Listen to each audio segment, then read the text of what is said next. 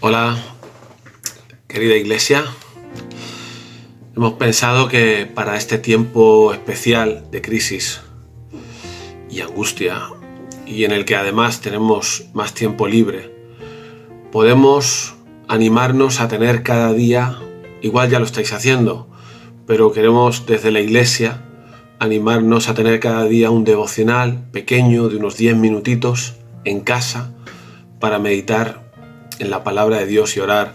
Así que cada día a las 7:30, menos el domingo, tendremos un devocional por medio de un vídeo como este, hecho por diferentes hermanos y hermanas de la iglesia, y será estupendo que en ese momento, cada día a las 7:30, podamos dejar lo que estemos haciendo y juntos ponernos a ver el devocional y tener un tiempo para orar.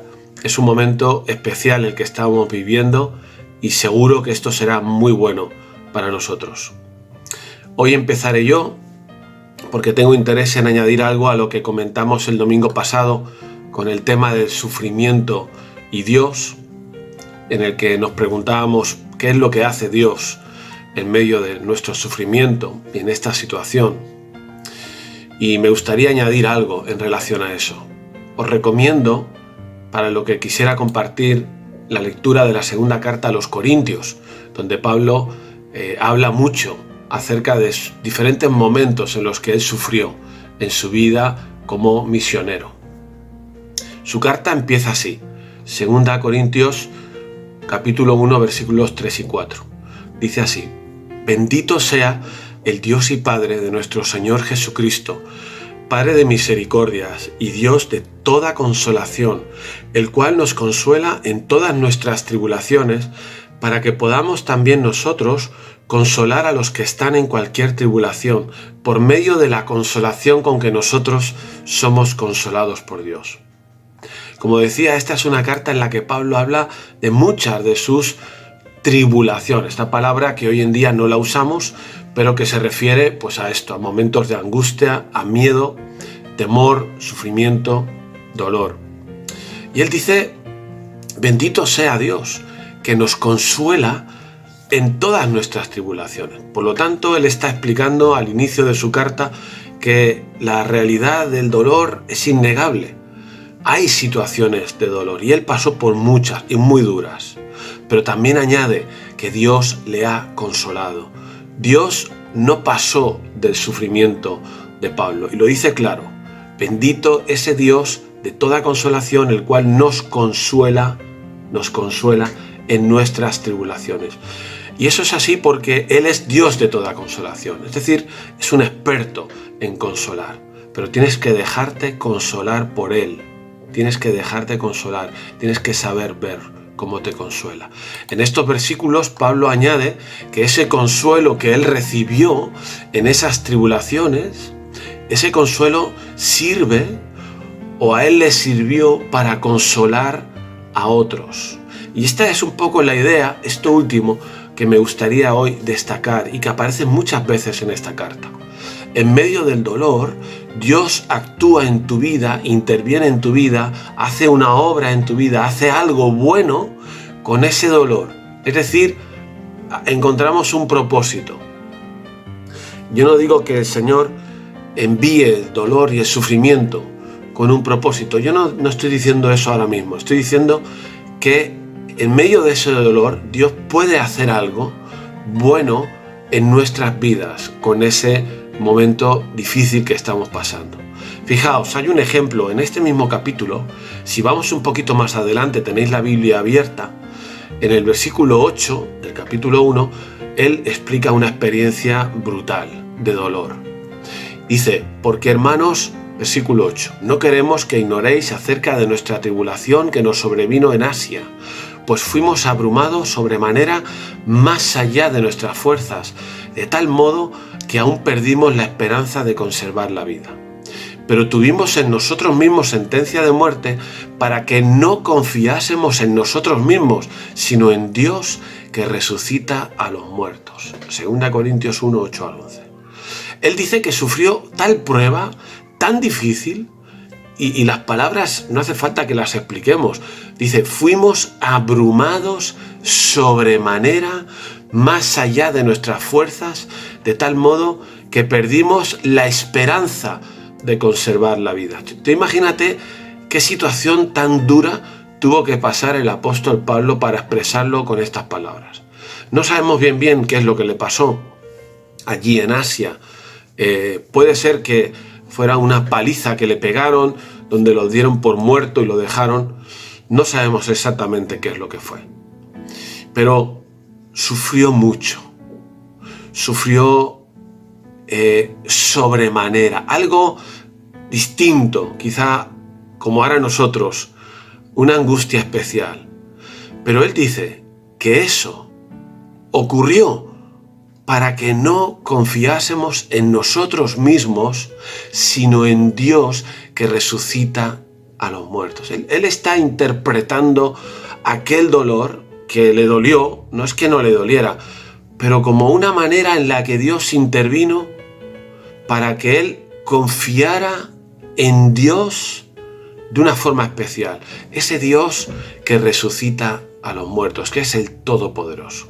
Y esto es lo que Dios también puede hacer y quiere hacer con nuestro sufrimiento. Él es capaz de usarlo para producir una bendición espiritual en nuestra vida, algo que a veces cuesta ver en el momento de dolor, pero que después quizá podemos verlo. No quiero decir, como he dicho, que Dios envíe el sufrimiento, lo que quiero decir es que Dios es un experto en usarlo para bien. Tenemos en esta carta, en el capítulo 12, versículos 7 al 10, otro ejemplo de ese sufrimiento en el que Pablo habla del aguijón en la carne. Eso tan famoso, tan conocido como el aguijón en la carne. Era algo que tampoco sabemos qué es, que le hacía sufrir. Y dice que él rogó a Dios para que se lo quitase ese dolor.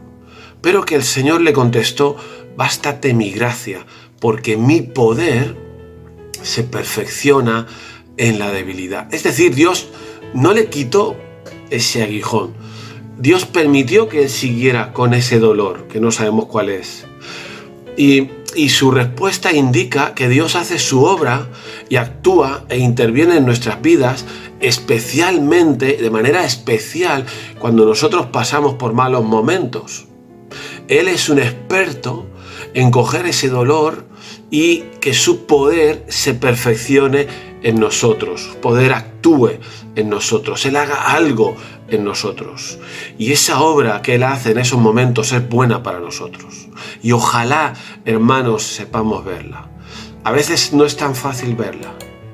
Y eso no quita el dolor, pero nos ayuda a crecer, incluso a alabar a Dios como hizo Pablo. Esta carta de tanto dolor, fijaos cómo empieza, diciendo: bendito sea Dios. Pablo empieza así, y no lo dice alguien que no ha pasado por problemas, lo dice alguien que ha sufrido mucho.